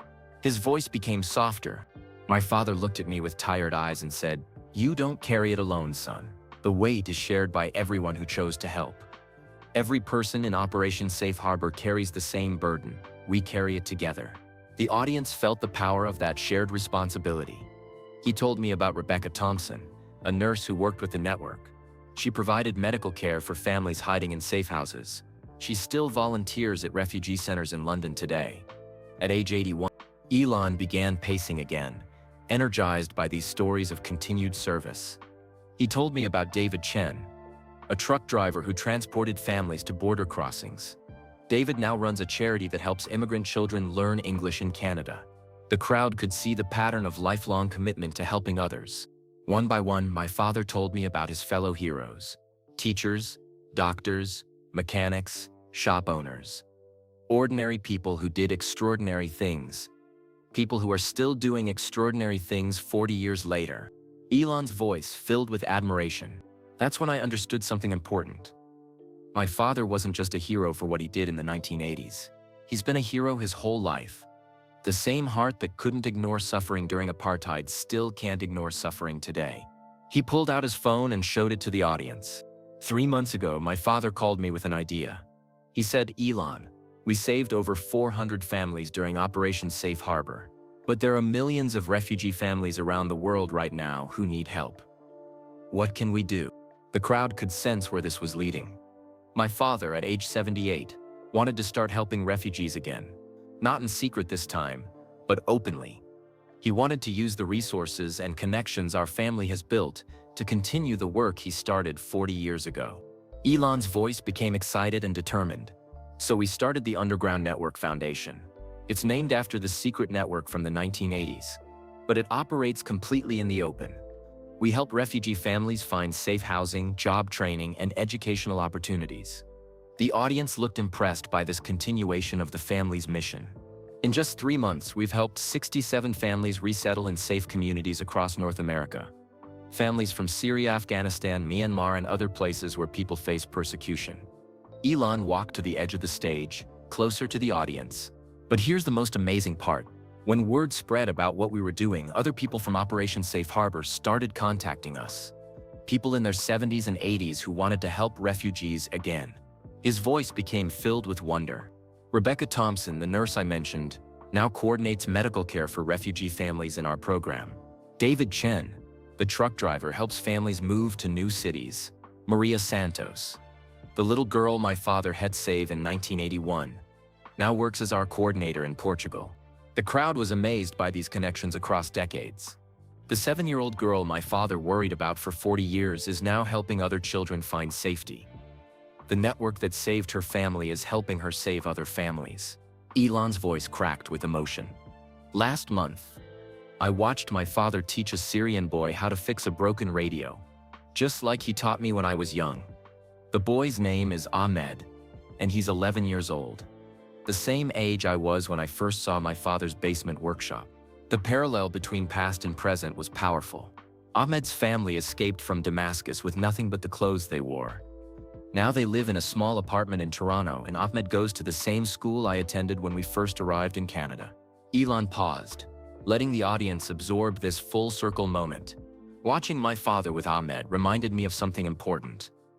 Heroes aren't people who do amazing things once. Heroes are people who keep doing the right thing, even when no one is watching, even when it's difficult, even when it costs them something precious. His voice became strong and clear. My father could have retired quietly after Operation Safe Harbor ended. He could have enjoyed his old age without taking on new burdens. But that's not who he is. Elon looked up at the ceiling, then back at the audience. He told me, "Son, when you have the ability to help people and you choose not to, you become part of the problem. Age doesn't change that responsibility. Success doesn't change that responsibility. Nothing changes that responsibility." The crowd felt the weight of that moral challenge. That's the lesson my father taught me. Not through lectures or advice, but through his actions across 40 years. When you can help, you help. When you can save someone, you save them. When you can make the world better, you do it. Elon's voice became more personal. People often ask me why I started SpaceX and Tesla. They want to know what drives me to work on such difficult problems. Now I know the answer. He looked directly into the camera. I learned from watching my father that if you have resources, knowledge, and opportunity, you use them to help others. You use them to solve problems that matter. You use them to make sure more people have a chance at a good life. His voice filled with pride. My father saved 400 families during apartheid. I want to help save our planet's climate and make humanity a spacefaring species. Different problems, same principle. Use what you have to help as many people as possible. Elon walked back to the center of the stage. The weight of being a hero isn't a burden you carry alone. It's a responsibility you share with everyone who chooses to care about something bigger than themselves. Elon looked out at the Tesla audience and took a deep breath. He could see that people were deeply moved by his story. Some were crying. Others sat in stunned silence. Everyone was completely absorbed. "We're almost at the end of this story," he said softly. "But I want to bring us back to where we started. 6 months ago, at another Tesla meeting just like this one." He gestured toward Sarah Chen, who was still standing near the stage. Sarah asked me a simple question about my father. At the time, I thought it would be a short, uncomfortable answer. I had no idea it would lead to the most important discovery of my life. The crowd remembered how this all began, with Sarah's persistent questioning. "Today, I've told you the complete truth about Elon Musk. Not the partial truth I lived with for 30 years, but the whole incredible story." Elon began walking slowly across the stage. "My father is not perfect. He made mistakes as a parent. Our family paid a real price for the choices he made. But those choices were made for the right reasons. To save innocent lives, to fight against injustice, to protect the helpless." His voice became stronger and more confident. "For 37 years, I thought my father was hiding something shameful. I thought he was selfish and secretive. I was wrong about everything." He stopped and faced the audience directly. Elon Musk is a man who risked his life to save over 400 families during one of history's darkest times. He's a man who sacrificed his relationship with his own children to keep those families safe. And he's a man who at age 78 is still working to help refugees find safety and hope. The applause started slowly but grew until the entire audience was clapping and cheering. "But this story isn't really about my father," Elon continued when the noise died down. "It's about all the unsung heroes who work in the shadows to make the world better." He looked around the room at all the faces watching him. "How many of you have parents or grandparents who did brave things you never knew about? How many families have stories of quiet heroism that were never told?" Several people in the audience nodded, thinking about their own family histories. During World War II, ordinary people hid Jewish families in their basements. During the Civil Rights Movement, ordinary people opened their homes to freedom riders. During every crisis in human history, ordinary people have done extraordinary things to help their neighbors. Elon's voice became more passionate. "Most of these heroes never get parades or monuments or movies made about them. They just do what needs to be done and then go back to their regular lives." He pointed toward the audience. "Some of you are probably heroes right now, in ways your own children don't understand. Maybe you volunteer at homeless shelters. Maybe you donate money to help disaster victims. Maybe you spend your weekends tutoring kids who need extra help." The crowd began to see themselves in this story. The point is, heroism isn't rare. It's all around us. The hard part is recognizing it, especially when the heroes themselves don't want recognition. Elon walked back to the center of the stage. My father taught me that the most important heroism happens when no one is watching. When there's no reward except knowing you did the right thing. When the only payment is being able to sleep at night knowing you helped someone who needed help. His voice became more personal. That's why I'm sharing this story today. Not to make my father famous, but to remind all of us that we have the power to be heroes in our own communities. He looked directly into the camera recording the event. You don't need to save 400 families to be a hero. You just need to help one person who can't help themselves. You need to stand up for someone who can't stand up for themselves. You need to care about something bigger than your own comfort. The audience was completely focused on his words. After learning the truth about my father, I asked him what he wanted people to know about Operation Safe Harbor. Do you know what he said? Elon paused for effect. He said, "I don't want people to think what we did was special. I want them to think it was normal. I want them to think that helping people in danger is what anyone would do." Several people in the audience were wiping tears from their eyes again. That's the kind of man my father is. Even after telling me about his incredible courage, he didn't want to be seen as extraordinary. He wanted helping others to be seen as ordinary. Elon's voice became filled with love and pride, but what he did was extraordinary. What all the members of Operation Safe Harbor did was extraordinary, and I'm going to spend the rest of my life trying to live up to the example they set. He looked around the room one more time. The Underground Network Foundation is just the beginning. Sarah Chen and I are working on a book that will tell the stories of other heroes from that time. We're creating a scholarship program for the children and grandchildren of the families my father helped save. The crowd could see that this story would have lasting impact. But most importantly, we're trying to inspire a new generation of quiet heroes. People who will help refugee families today. People who will stand up against injustice today. People who will risk something precious to protect the innocent. Elon's voice became very serious. Because the work isn't finished. There are still families fleeing persecution. There are still children who need protection. There are still people who need someone to care enough to help them. He walked to the edge of the stage and looked out at the thousands of faces watching him.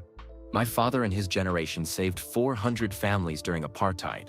Our generation has the resources and technology to save thousands. Maybe tens of thousands. His voice filled with determination. The only question is whether we'll have the courage to do it. Whether we'll be willing to sacrifice some of our comfort to help people who have nothing. Whether we'll choose to be heroes when no one is watching. Elon paused, letting that challenge sink in. 6 months ago, I thought my father was someone I had to make excuses for. Today, I know he's someone I need to live up to. He looked directly at the camera one final time. Elon Musk taught me that being a hero isn't about getting credit. It's about getting the job done. It's about helping people who can't help themselves. It's about making sure that when you leave this world, it's better than when you found it. The audience rose to their feet in sustained applause that lasted for several minutes. When the noise finally died down, Elon spoke one last time. Thank you for listening to this story. Thank you for caring about things that matter. And thank you for reminding me that the best way to honor a hero is to become one yourself. The applause in the Tesla Gigafactory continued for what felt like forever. People were standing, clapping, and many were crying. Elon stood on the stage, overwhelmed by the response to his story. When the noise finally died down, Elon raised his hand to speak one more time. "There's something else I need to tell you," he said. "Something that happened just this morning that changes everything." The audience, which had been preparing to leave, sat back down. They could tell Elon wasn't finished. "This morning at 6 a.m. I received a phone call from Johannesburg, South Africa. It was from the current president's office." A murmur went through the crowd. This was unexpected. The president had heard about Sarah's investigation and the story I was planning to tell today. He wanted me to know that the South African government has officially canceled the agreement that kept my father silent for 37 years. The audience gasped. This was huge news. As of today, every member of Operation Safe Harbor is free to tell their stories publicly. The families they saved are no longer in danger. The silence that protected them for nearly 4 decades is no longer needed. Elon's voice became excited and emotional. "Do you know what this means? It means my father can finally talk openly about what he did. He can finally receive the recognition he deserves. He can finally stop carrying this burden alone. The crowd erupted in cheers again. But more importantly, Elon continued, it means we can tell the complete story. We can name the heroes who worked with him. We can honor the families they saved. We can share details that have been hidden for 40 years. He pulled out his phone and held it up. Right after that phone call this morning, I called my father. I told him the news. Do you know what he said? The audience waited breathlessly. He said, now we can really help people, son. Now we can tell the world how ordinary people can do extraordinary things. Elon's voice was filled with pride and excitement. Within an hour of learning the news, my father was on the phone with Rebecca Thompson, David Chen, and 12 other Operation Safe Harbor members. They're all still alive. They're all still committed to helping people, and now they can work in the open. The crowd was amazed by this development. Sarah Chen and I have been working in secret for months to prepare for this moment. We've been interviewing the original network members. We've been tracking down the families they saved. We've been documenting everything. Sarah walked back onto the stage carrying a thick folder. In this folder, she said, taking the microphone, are the stories of 73 Operation Safe Harbor heroes and 412 families they rescued. Starting next week, these stories will be published in newspapers around the world. The audience could feel the historical importance of this moment. But that's not all, Elon said, taking the microphone back. The South African government has invited all surviving Operation Safe Harbor members to return to South Africa for an official ceremony next month. They want to honor them as national heroes. People in the audience were crying with joy at this recognition. My father, who fled South Africa as a wanted man in 1982, will return as an honored guest. The government that once hunted him now wants to give him their highest civilian award. Elon's voice became very emotional. But the most amazing part is what's happening right now, as I speak. Ahmed, the 11-year-old Syrian boy I told you about, is sitting in my father's workshop in Toronto, learning to fix radios with Maria Santos. The crowd remembered both of these names from earlier in the story. Maria is the 7-year-old girl my father helped escape in 1981. She flew from Portugal to Canada this week to meet the man who saved her family. She brought her own daughter, Carmen, who is now Ahmed's age.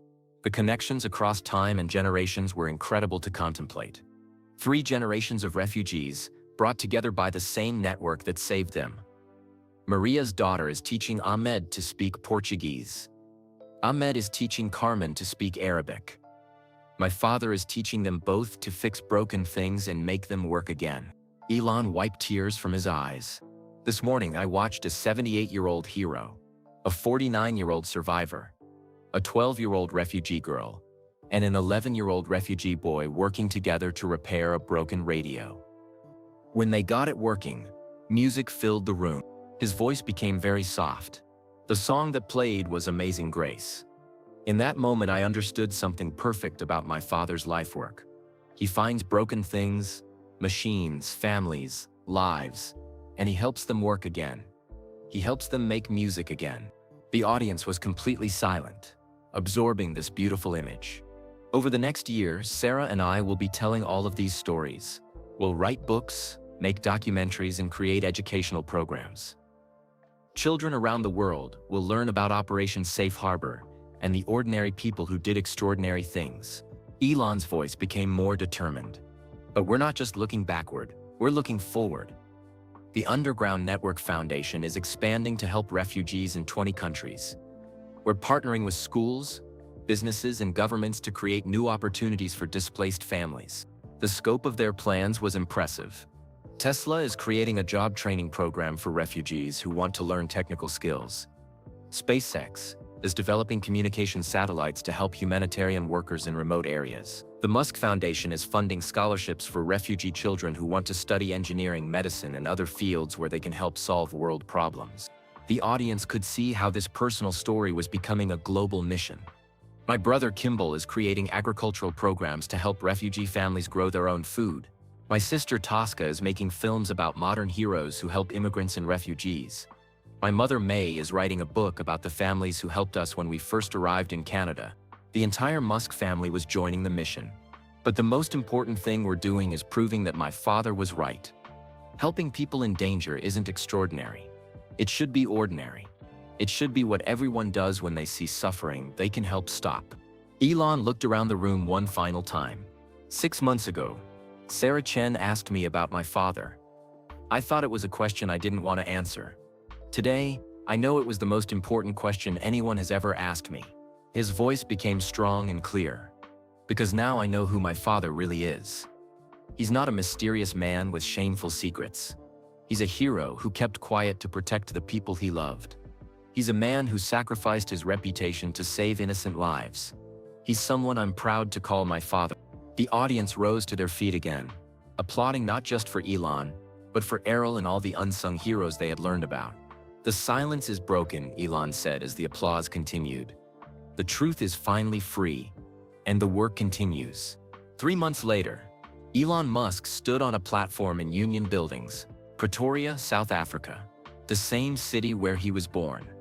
The same city his family had fled from in terror 41 years earlier.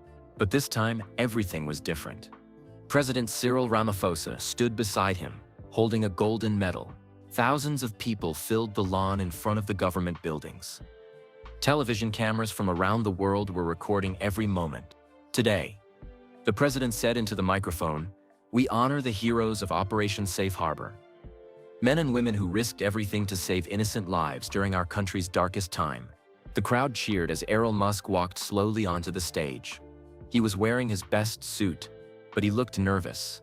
After 40 years of hiding, being in the spotlight felt strange. Elon watched his father approach the podium and felt his heart swell with pride. The man who had once fled this country as a hunted fugitive was returning as a national hero. Elon Musk. The president continued. You and your fellow Operation Safe Harbor members saved over 400 families from persecution and death. Today, we present you with South Africa's highest civilian honor, the Order of the Companions of OR Tambo. The crowd erupted in applause as the president placed the medal around Errol's neck. But Elon was watching the audience, not the ceremony. In the front rows sat dozens of people who looked familiar, yet older, much older than he remembered. There was Martha Ndaba, now 73, the woman Sarah had interviewed in London. She was crying as she watched Errol receive his medal. There was James Mbeki, the teacher who had hidden in their basement for 2 weeks. He was now a gray-haired man with grandchildren, but his eyes were bright with gratitude. And there was Maria Santos, the 7-year-old girl, who was now 49. She sat with her daughter Carmen and Ahmed, the Syrian boy who was learning to fix radios in Errol's workshop. When Errol stepped up to the microphone to give his speech, the crowd became completely quiet. "Thank you, Mr. President," he said, his voice shaking slightly. "But I cannot accept this honor alone. Operation Safe Harbor was not one person's work. It was the work of many heroes." Errol gestured to the side of the stage, where Rebecca Thompson, David Chen, and 15 other elderly people were seated. These people risked their lives, their families, and their futures to help strangers. They are the real heroes of this story. The crowd clapped for the other Operation Safe Harbor members. "I also want to thank the families we helped," Errol continued. "You trusted us with your lives. You followed us into the unknown because you believed we could help you find safety." He looked directly at Martha, James, and Maria in the front row. "Seeing you here today, knowing you built good lives in freedom, knowing your children and grandchildren are safe and happy, that is the greatest reward we could ever receive." Elon felt tears streaming down his face as he listened to his father speak. "But most of all," Errol said, looking directly at Elon, "I want to thank my son for helping me tell this story. For 37 years, I carried these secrets alone. My family paid a price for my silence. My children grew up not understanding why their father seemed distant and mysterious." The crowd could feel the emotion in his voice. "Elon, I'm sorry it took so long for you to know the truth. I'm sorry you had to wonder about your father's character. I'm sorry our relationship suffered because I couldn't break my promise to keep these people safe." Errol's voice cracked as he continued. "But I'm proud of the man you became, even without knowing these stories. You took the lessons of helping others and applied them to the whole world. You're using your success to fight climate change, to make humanity a spacefaring species, to solve problems that matter." The crowd applauded for Elon, who was wiping tears from his eyes. "That tells me I didn't completely fail as a father.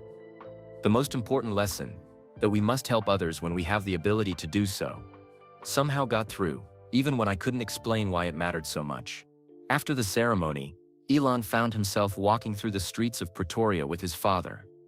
They were both wearing their medals, both feeling overwhelmed by the day's events. "Do you remember this street?" Errol asked as they turned a corner. Elon looked around and realized they were on the street where their old house had been. The house with the secret basement. The house where Operation Safe Harbor had saved so many lives. "The house is gone now," Errol said. "They tore it down to build apartments. But I wanted to show you something." They stopped in front of a small park where the house used to be. In the center of the park was a bronze plaque mounted on a stone. Elon read the inscription aloud. On this site stood a safe house of Operation Safe Harbor 1980-1982. Over 200 families found refuge here before escaping to freedom. "We remember the ordinary people who did extraordinary things.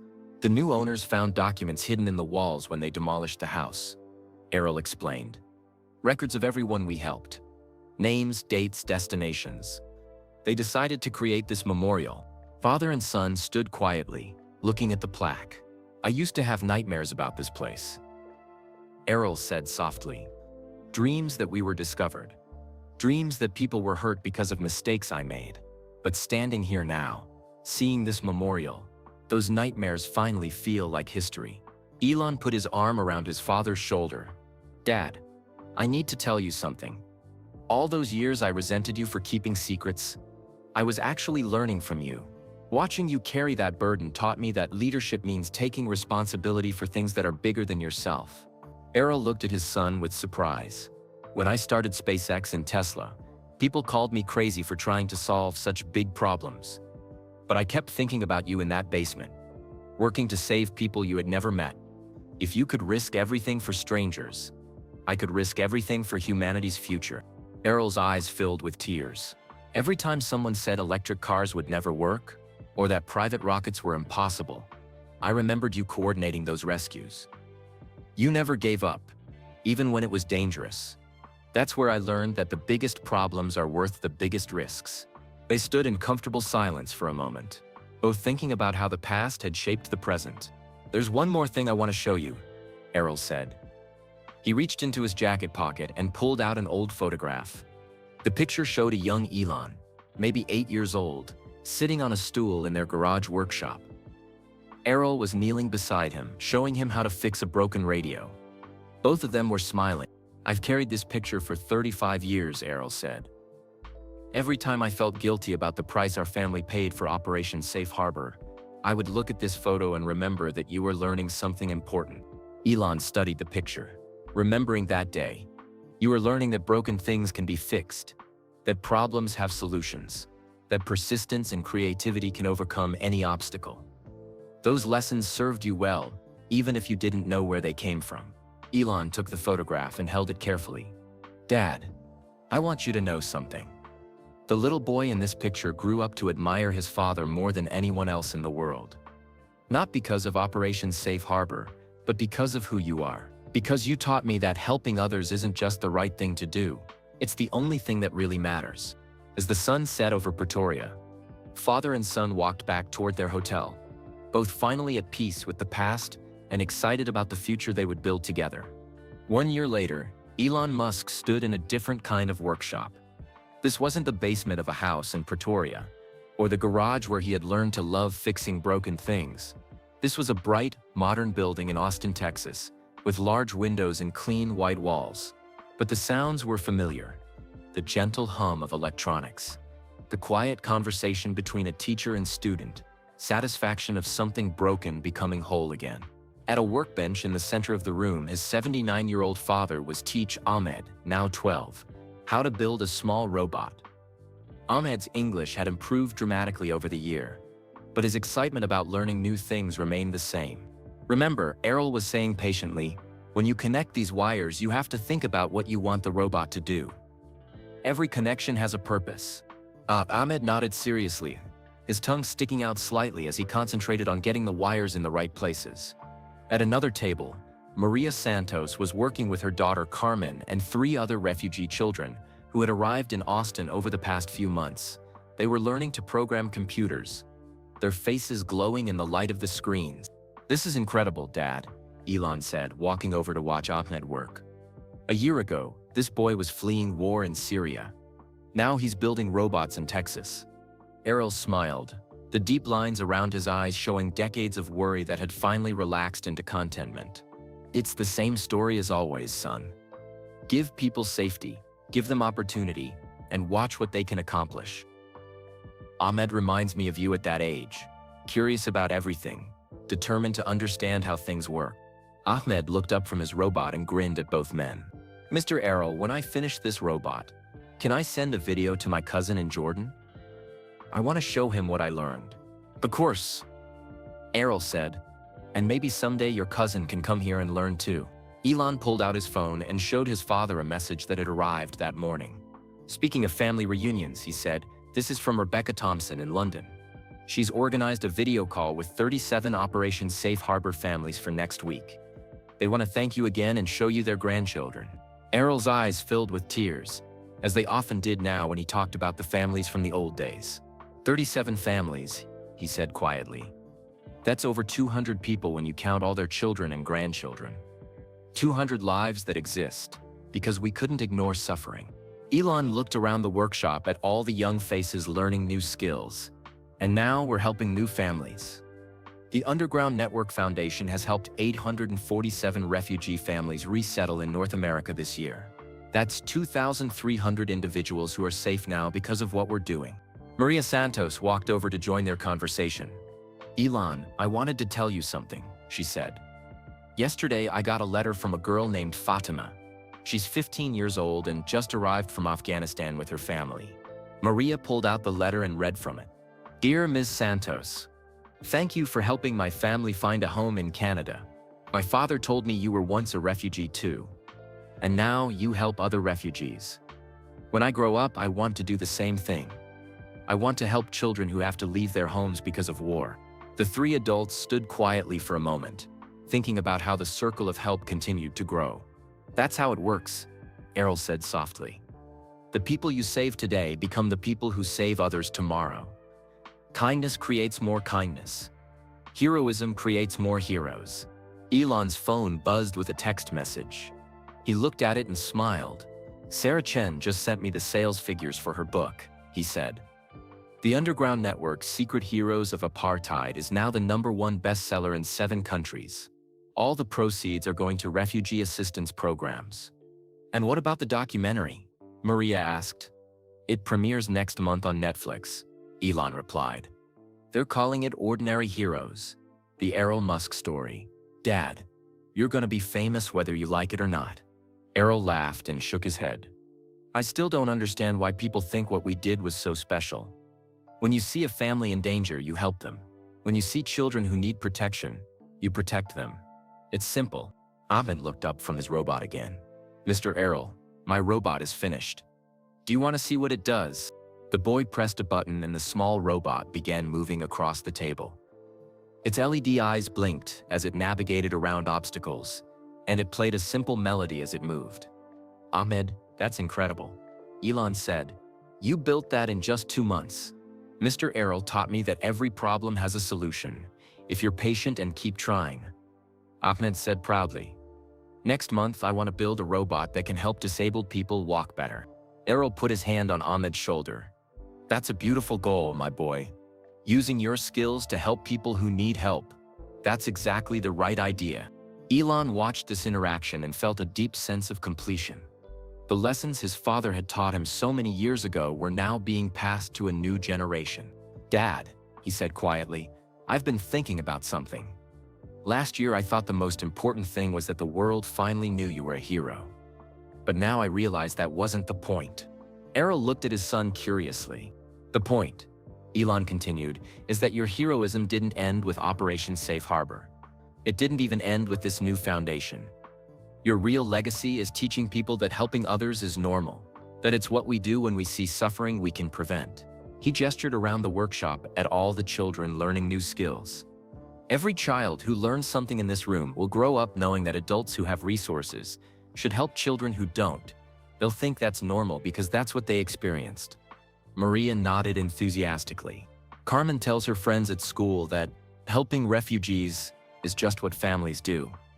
She can't imagine not helping people who need help. Errol wiped his eyes with his sleeve. That's all I ever wanted, he said. For helping people to be ordinary. For kindness to be normal. For the next generation to think that ignoring suffering is strange. Not the other way around. Ahmed held up his robot and made it wave at everyone in the room. Look, he called out. My robot wants to say thank you to everyone who helped my family. The simple gesture made everyone in the room smile. Elon put his arm around his father's shoulder and looked around the workshop one more time.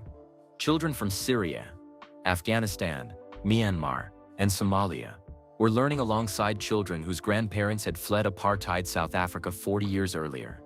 You know what I think, Dad? Elon said. I think you were right all along. This isn't extraordinary. This is just what good people do when they have the chance. Errol smiled and watched Ahmed show his robot to the other children.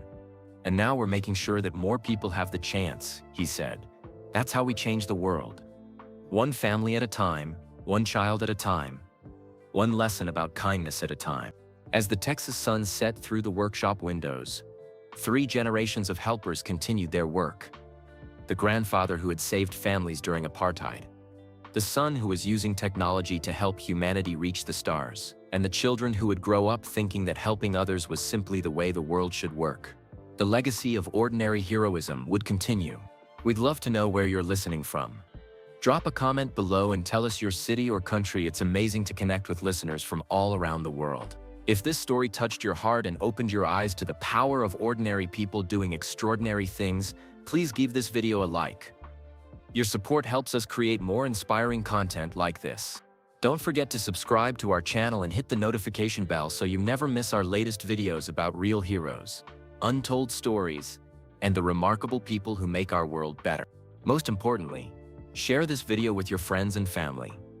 Stories like Elon Musk's remind us that kindness and courage can change lives. When we share these stories, we spread awareness about the heroes among us and inspire others to help those in need. Remember, heroism isn't rare.